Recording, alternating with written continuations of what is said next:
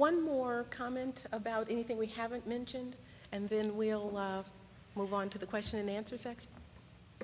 Anyone? Okay. Well, thank you very, very much for all of the wonderful things that you've enlightened us about and the possibility of making it happen. We've heard some very interesting things about these innovative projects that truly embody the learning college concept. Their projects have been student-centered, learning-centered, public-centered.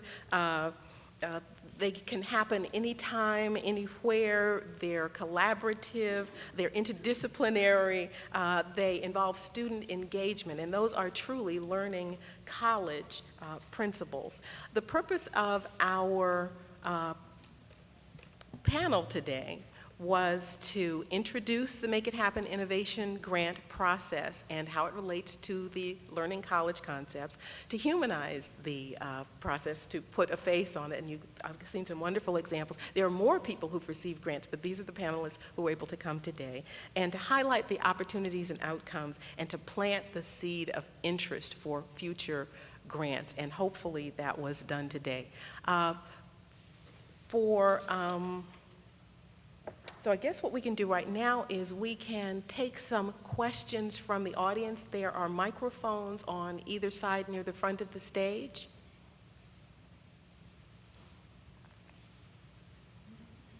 Yes.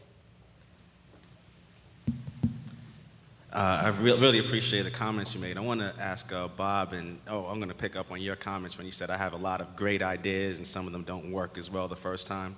Can the panelists speak to that point where they had that aha moment where you realize, wow, this is good, this is going to work? I'm sorry, what was that? So, like, was there a point in time where it went from, okay, I have this idea, and it might have been before you got the grant, it might be talking to a colleague at the water cooler, but when was that aha moment where you knew that this was a really good idea? Now, I'm picking up on Bob's comment, but anybody can really respond to it. When did you know that this was really a good idea? I think they're all good ideas. I just do it. Well, I think I felt at the outset that I really had a great idea. And I have to admit, I wasn't the first to have it, that it's being done in a couple of other institutions. But as far as I know, I was the first person to do it at a community college. And I really felt that entrepreneurship is all over Montgomery College, and the diversity that exists here and the backgrounds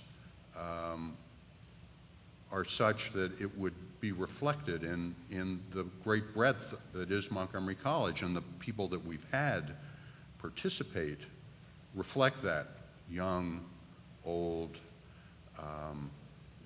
international students, all different disciplines. I really felt it would work. The real question that I had was, could I reach the students? And that is honestly still a continuing issue for me, because I'm not part of a particular discipline or department or program. But that's where the work comes in.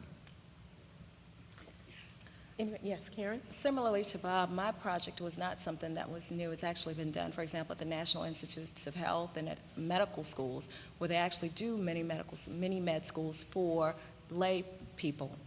But I wanted to bring it to Montgomery College because I've really been working with service learning for a while and wanted to do something that would actually get administrators, faculty, staff, students involved versus just students. So I wanted it to be totally public-centered. And so when I searched, I was actually doing some research, and I said, oh, this will be really great. And that's when I actually had the aha moment, I think. Yeah, we have a question from the audience. This deals with process. One of your objectives, one of our objectives is to describe the process here. And I heard Randy talk about when the students get excited. As we know, or as it's been explained, the process involves professionals here at Montgomery College filling out the application and getting the grant. And this deals a little bit with rejection. if you win it, all of a sudden you can present it to your students and then you're a winner. Is there something we can do to involve the students in a more primary stage, an earlier stage, to get them involved in describing their needs so that they help shape your ideas? In other words, some early influence by the students themselves, since in many cases it ultimately affects them, hopefully in a positive way. Any ideas?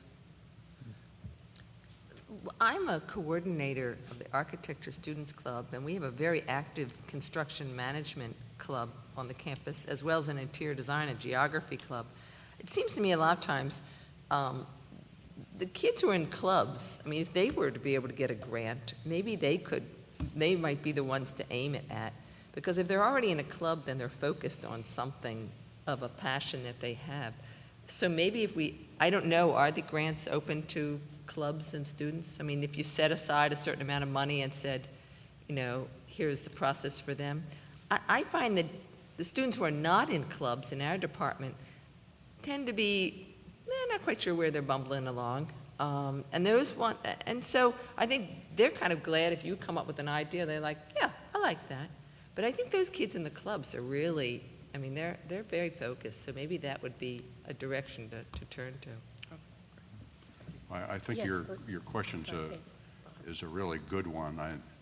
From my perspective, again, not being in the department, I have less direct, regular access to students. But one of the things that we're developing is an entrepreneur clubhouse on the Germantown campus. And there we will have a physical facility where we can launch programs and have regular activities that include students.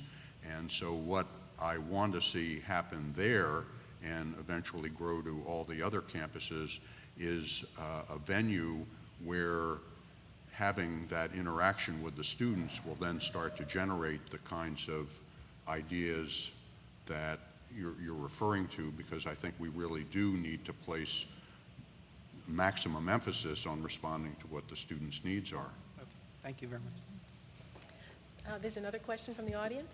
Yes. Thank you. You've touched on this a little bit, but maybe you can explain a little bit more. A program goes well, say, as a result of your grant. How do you sustain it?